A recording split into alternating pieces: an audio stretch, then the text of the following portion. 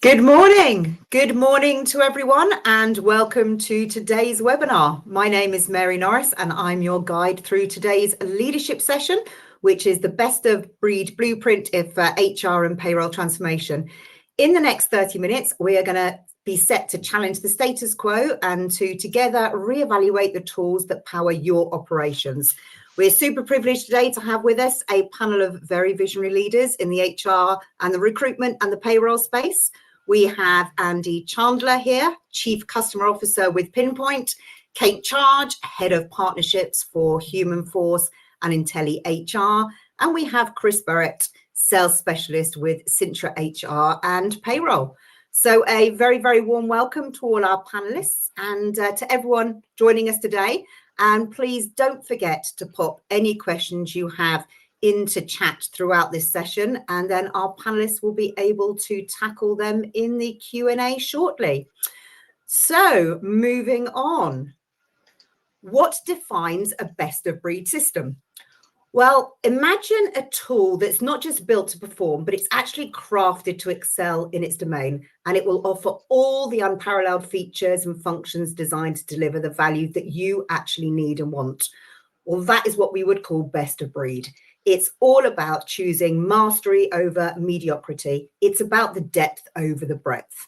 So our discussions today are going to revolve around why a growing number of companies are pivoting from the wider all-in-one platforms and choosing these more integrated specialist solutions. And we're seeing this especially in the people space, so the recruitment, the HR and the payroll. So if we move on to our very first question, to the panelists, why are best of breed solutions critical in this fast evolving market? And how do they address the specific needs of recruitment, HR and payroll managers better than the all-in-one systems? So if we go to Chris first. Thanks, Mary.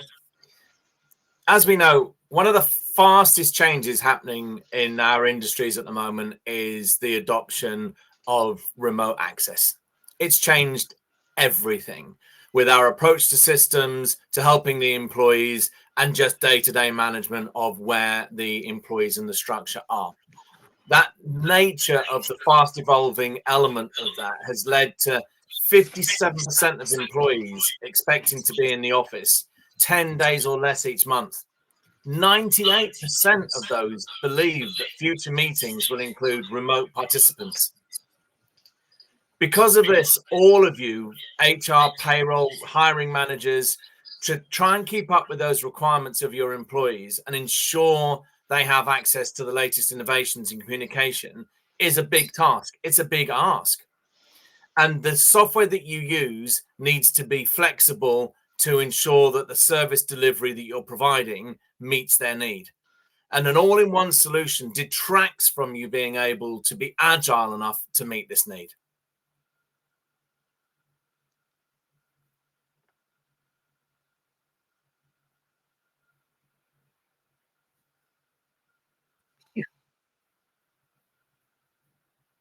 Andy?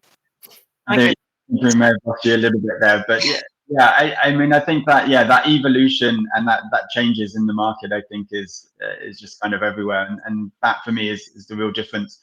I mean, what we see just across the board, everyone's expectations for service have just gone up in recent times, right? Because we can watch any film at a touch of a button, we can get a cab to come and pick us up just so easily.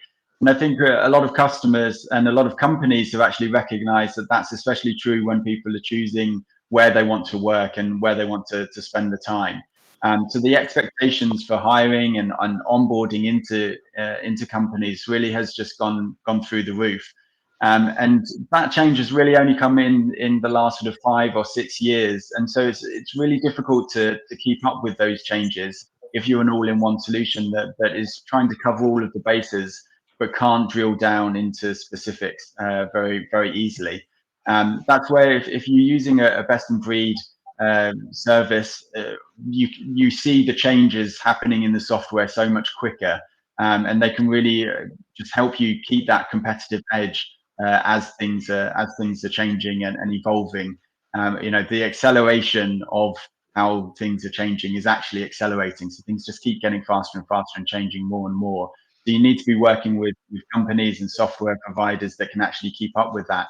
And that's where having specialists in the places that you need them really works well.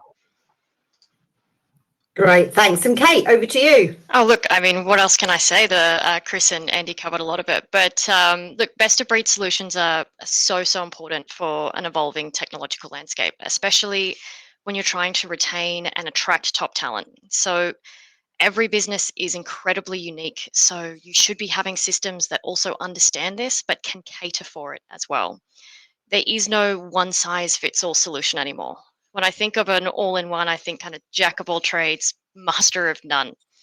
You need the breadth and the depth to stay at the forefront of innovation when you're looking at people management and being able to attract and retain that top talent. So when you go with a best of breed solution, you're getting a configurable tech stack that's purpose built for your business, which is super important for a sector that is constantly evolving and constantly changing. Great, thank you. Can we go to the next slide? Okay, so question number 2, panels. What should recruitment, HR and payroll leaders prioritise when they're evaluating that all-important switch from an all-in-one solution to the best of breed approach? And we'll take a little change here and we'll go to Andy, yourself first. Great, thanks. Yeah, I think it's most important to really understand what you want to specialize in, so that you can kind of get to the desired outcome that you're looking to do. No one wants to deal with, there is a different software for literally every different role that any of us will be able to do, but you can't just be working across 20 different systems. It's just not sustainable. So I think the most important thing is to really think about, okay, well, where is actually just kind of good enough, and where do we really want to excel and really offer something that is tailored, that is going to be kind of keeping up. I mean, when we first start speaking with companies, we do a lot of discovery into that, and to try and really make sure that the hiring process is something that they want to focus on. If it's one person doing all of your recruiting, there's only a couple of jobs or a couple of interviews per year, then actually recruitment's going to be one of those good enough areas, and you should focus on another part and get a best in breed for somewhere else in the stack. If it's more complicated and sophisticated process, you really want to focus on the employee and candidate experience, then that's where you should be considering getting something that's a lot deeper. I mean, I always say that technology is a tool, and you need the right tool for the right job, and having one tool that you try and use for everything just isn't going to work. You get a hammer to screw in a nail, it's going to end badly, and I think it's the same with SaaS. No, great. Chris? Yeah, I think for me, it's ask yourself why you're undertaking this evaluation. And ultimately, we know that best practice used to be one system to manage all of the touch points, and then it used to have a few add-ons. But employees and managers are becoming so much more tech savvy, so much more diverse in the way that they want to approach. Innovations are happening all the time. And you look back, many of you probably used to use Skype. You think now, how many of you actually use that anymore? Zoom and Teams have taken that space by storm. And that constant review of what's working, what overheads you have, what is actually driving change within the industry is extremely important. And to be able to unplug and drop something else in as that evolves is obviously where we start really managing, and best of breed starts fulfilling its real value compared to that old all-in-one solution. Thank you. Kate? Look, it's a great question, and I think Chris and touch on a lot of the kind of key points here. But there's a few things that I think businesses really need to keep in mind when they are looking at a switch to best in breed, or even just investigating whether it's going to be fit for purpose. Chief among which is a needs assessment. Understand the specific requirements, the pain points of your organization. What are you trying to achieve, but also where is your current solution lacking? What stakeholders need to be involved as well? It's really important to understand the impact of every single team and what you're hoping to achieve with this kind of approach. Importantly, integration is also a massive piece to this. So seamless integration is the single most important aspect when you're looking at a best of breed approach. If you're opting for best in breed and there's nothing that integrates, you're far worse off than what you were before, because the manual load of having to maintain and manage these systems is going to be far more intense. So it's about really making sure that these systems talk to each other, that they work with each other. Um, but you also need to look at things like user adoption and training. So prioritize solutions that are user friendly and ensure that there's a lot of training, there's a lot of support available.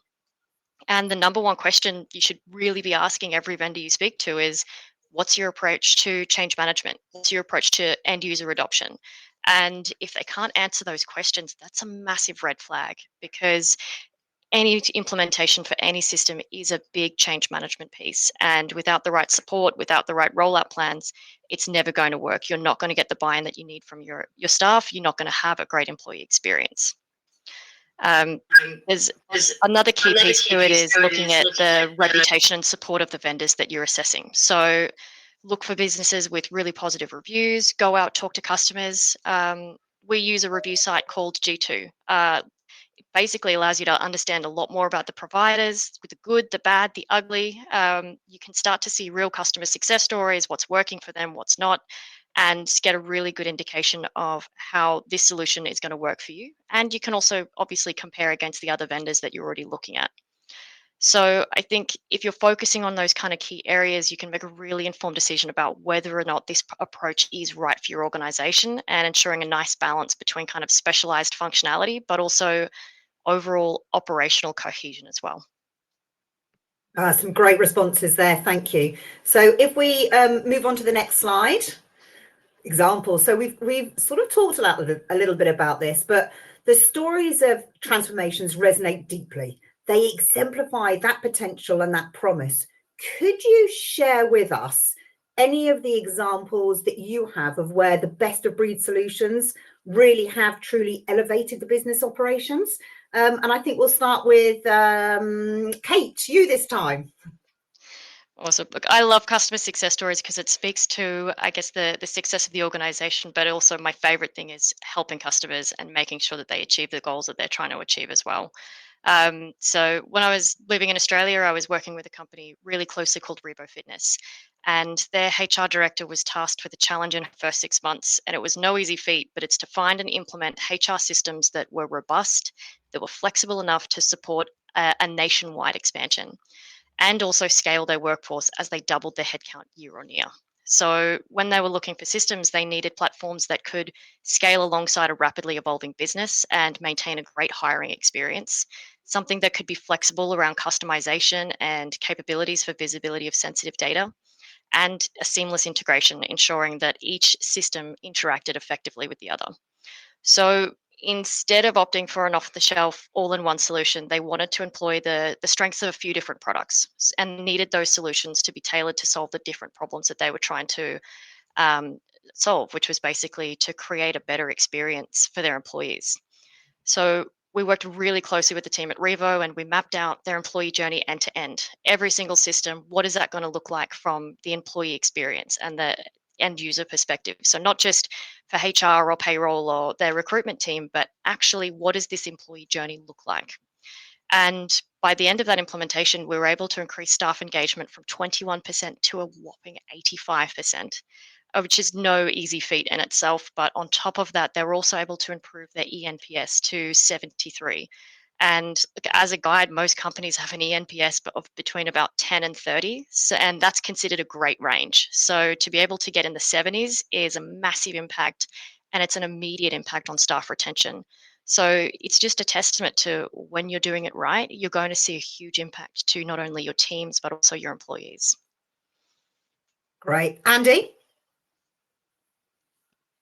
Thanks. Yeah, I think it's a great point, and the example that I always go to is L'Occitane, the beauty and wellbeing brand, and they're using an all-in-one system for recruitment as well as HR and payroll, but actually they weren't using it, and I think that's the bigger part. If you have an all-in-one that doesn't, it's just not going to be do everything that you want it to do, and so people just stop using it. And so what they had found was that recruiters, as part of the organization, were using Google Sheets. They were, using things on their laptop in order to try and keep track of all of the interview information and who they were seeing. And that obviously just takes it away from actually being centralized and being able to impact change and being able to have the data actually drive the decisions. So when we first started working with them, we looked at all of their processes again, and then brought them together to say, okay, well, this is a process that's going to work for everyone in the business. It's going to work for the hiring managers. It's actually going to make their lives easier because they're going to be able to have all the information for an interview at their fingertips. They're going to be able to leave their feedback and actually be able to give feedback to why someone hasn't got a job as well. I mean, whenever we work with our retail customers, they say, well, every candidate is also a customer. We don't want anyone to have a bad experience applying for a job because otherwise they won't buy from us. And actually, we want people to be buying from us as well.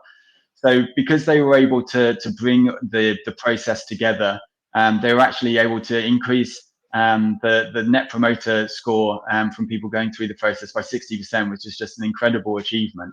And then crucially as well, they were able to just make hiring decisions faster. And in retail and in fast moving businesses, where you have key times of the year where you have to hire a lot of people, making that process so much faster is just so crucial. And by being able to increase that by 25%, again, just by having a very simple process, all in the one system that's built for purpose, it means that they can just react and act better. And yeah, I think, as Kate said before, that user adoption piece is just so important. And this is just a great example of what happens, the type of impact you can have if you have everyone on board and they come together and actually use a best in breed system. No, that's great. Thanks, Andy. We'll maybe cover that that latter part in the next question, but on to yourself, Chris. Yeah, thank you.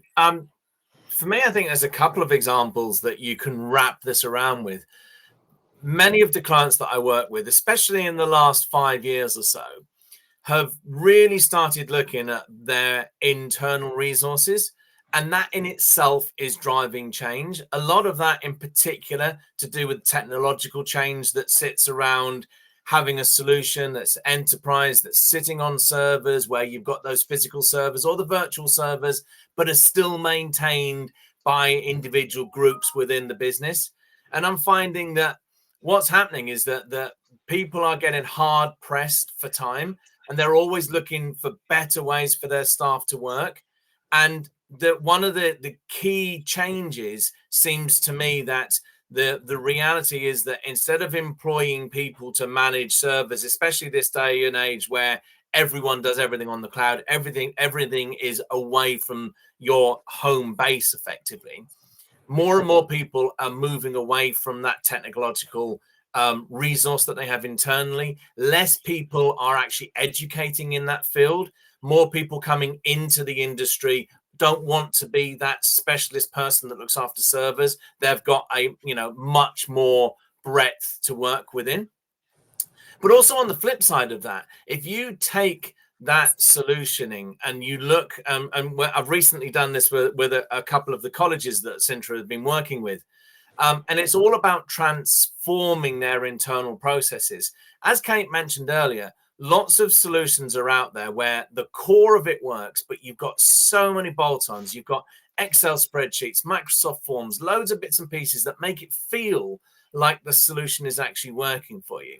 But the reality is it's that swan image. Obviously, it looks really nice on the surface, but underneath it, you've got all of your teams just working so hard. And a lot of the time, they're working ineffectually. We did an exercise with one of these clients and have recently just gone live with them. And within the first couple of months, they identified that they saved in the region of 8 working days from their hiring, HR, and payroll teams, just purely because we've bolted everything together so that it works seamlessly using the approach that we take from our solution delivery. And these guys have only just started the journey. There are so many more additional features that they're able to take and evolve and drive, because again, the beauty about this approach is you don't have to use that big bang. Often when you do an all-in-one solution, it's just a case of, right, you've got everything, and it's how do I now deploy this? The beauty about the best of breed element and solution delivery is you can take what you want when you want it, roll it out, deploy it, manage that whole change management, and manage that to controlled speed. You might suddenly think you can go a lot faster. You might want to slow down. You might not have the manager engagement. And consequently, what you're doing is not only are you saving your main primary team's time and effort, but you're also ensuring that the rest of the business comes along with you on the journey. That's great. No, thank you very much for that. If we could change the slide. We're a little pressed for time ourselves now, as you just said there earlier, Chris. So I'd ask the panel now to be as brief as they possibly can be with your answers so that we can move on to any questions and answers that we have from our audience. But if we turn now to the pragmatics of implementation, and you all covered this to a certain degree in that previous question that we had, but we all know that implementing a new solution is rarely without its hurdles. Can you talk us through maybe some of the challenges that your clients have faced and the sorts of strategies they've used to be able to navigate those successfully? And I'm going to go to Andy first on this one. But please, guys, try and keep this as brief as possible so we at least get 5 minutes for questions at the end. And our audience, please feel free to pop any questions into the chat on the right-hand side. Over to you, Andy. Thank you. I'll choose just the top one to cover quickly, and I think that is the change management piece is just so vital. It's so important that the vendors know where you're coming from and where you're going, especially if you are coming from an all-in-one, because there is no doubt hacks and workarounds that have been built into the process that you simply won't need if you go to a best-in-breed. It's that story of the brewery in the 2000s who only delivered on a Saturday and Wednesday, and when they actually looked at the process, they realized it was because they needed to rest the horses in between delivery, and that had been the same for 70 years, and obviously weren't using horses for any of it. So it's really important for any vendor that you choose to have. Make sure you have a meeting where you run them through the process. You say what's working for you, what's not working for you, and then you can not just replicate the same mistakes that you've had before, but actually improve the system and look to have a better overall process. Great, thanks, Andy. Over to you, Kate. Look, Andy's touched on it. Change management is the single most important piece to any implementation project. I mean, I cannot tell you how many times we've had customers come to us after a failed rollout with another vendor, and they're nervous and they want to make sure that they're doing it right this time. So change management can be the thing that really makes your project succeed or fail in those very early stages. So it's all about getting that early adoption, that early buy-in from your leaders, from your teams. We use design thinking methodology, and we kind of use that to understand what's working, what's not working, how we can actually support every step of the process, but also make sure that that's scalable for the long run as well. So it's really important to kind of focus on an iterative approach when you're looking at these kind of implementations. What's the most important thing that's going to make the biggest impact, and start to get that buy-in. And that's really the key to making it successful, but also, the biggest thing that can make a project kind of fall over during that implementation phase as well. Thanks, Kate. Chris? Yeah, I agree. And I think to support that approach, just one little piece of advice. When you do these implementations, make sure that you've got your own internal team as well. Put your project managers in place, manage the resource, stop the project creep. And just by putting that little bit of control in, you will find that the management of the implementation will go so much simpler. Thank you. And we go on to the next slide, please. So final question, and again, brief answers, please, from the panel. For those contemplating a significant shift in their recruitment, HR and payroll infrastructure, what's the blueprint for starting this journey with a best of breed philosophy? I know it's difficult with a brief answer, but please, that would be great. We'll go to, Chris, we'll go to you first on this one. Yeah, it's fine. Nice, simple one. My opinion, the key to a successful project is talk to your teams. Find out what they want, what their goals are, what their needs are. Get their buy-in and look to build the plans around that whole business requirement. and make sure you include some of the departments such as IT. You know, these are pivotal to many of the projects working successfully. Don't leave them until the middle or the end. You know, bring everyone in early days, and you will find that the implementation will just go really nicely for you. Thank you. Andy?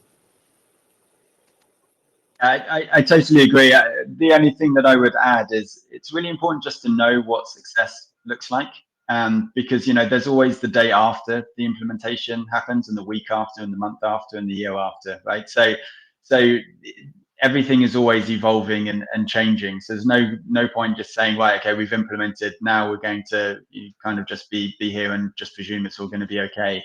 What is actually the point of the software? What is the actual, you know, what's the outcome that you want to have? And if you're really clear about that, then you can always be marking, is the software actually doing what I want it to do? Is it actually solving the problems that we have as a business?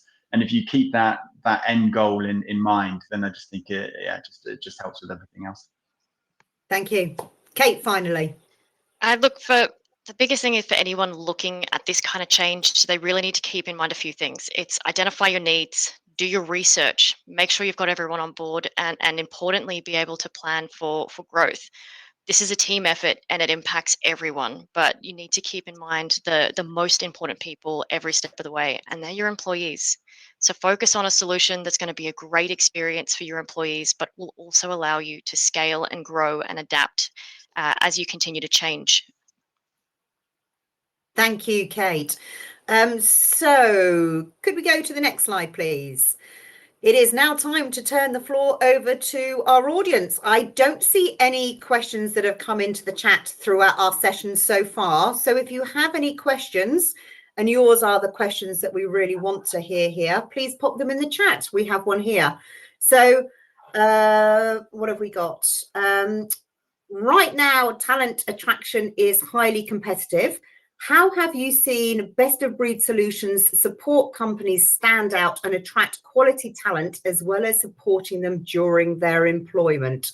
So if I go to Andy, I'm going to go to you first on this one. Yeah, no, thanks. Yeah, it's a great point. And yeah, I think that being really clear and communicating with people, I think is the overarching point, as we've kind of made.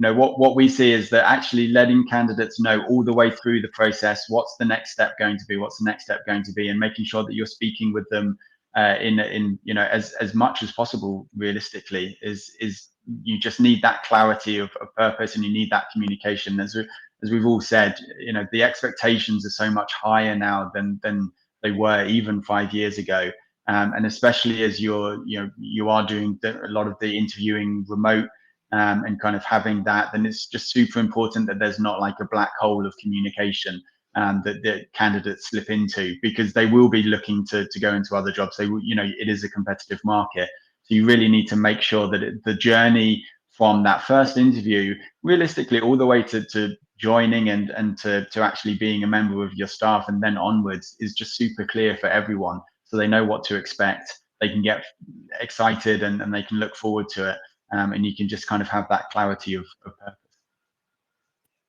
That's great. Chris or Kate, have you got anything you'd like to add to that?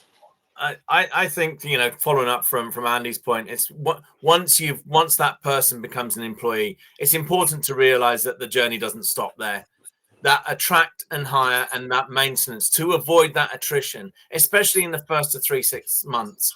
It's really important that they're onboarded really well, but not only the employee, but the team around them, the supporting management structure, everything that makes their whole engagement, their peer evaluation management and so on, is done in such a strong way that it really embeds that employee within your business.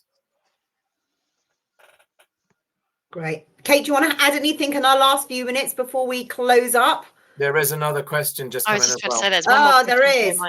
So quickly squeezing this one in. What approach do you, oh, there's more coming in now as we get towards the end. What approach do you recommend for continued improvement post-implementation of best of breed solutions to build off the foundations post-go live?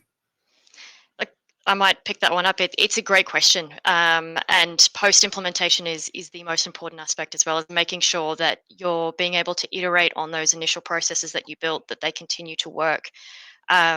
So for continued improvement post, it's really about making sure that you're assessing what's been working, what's not working, and then adjusting or pivoting as you need to as well. If once you've rolled out a solution or you've implemented and all of a sudden the system is not quite working, or the feedback from managers isn't quite where you expected it to be, you need to adjust. So you need to be able to iterate on these and really support the wider business moving forward, so that you're getting the maximum impact for your employees as well. Great, thank you. Claire, I can see your message has been answered. We're actually running just a little bit over, so I'm going to round it off, but I am going to leave it open for everybody to be able to have questions. I think our discussion today has been incredibly insightful. To all our panelists, your expertise has been invaluable, and we're very grateful. And to everyone that's joined us today, your engagement has been truly appreciated. Thank you so much. So if today's conversation has sparked an interest with you, then we invite you to reach out with your questions. Reach out, and we'd be delighted to be able to share with you some more insights, and we'd love to be able to help you to drive excellence in your operations. So please feel free to reach out. Give us those questions that maybe we weren't able to squeeze into today's sessions. We'd love to answer them. And I'd like to say thank you to our panelists. Thank you for everyone for joining us today. And we look forward to contacting, connecting, and speaking with you soon. Thank you very much. Thank you. Thank you.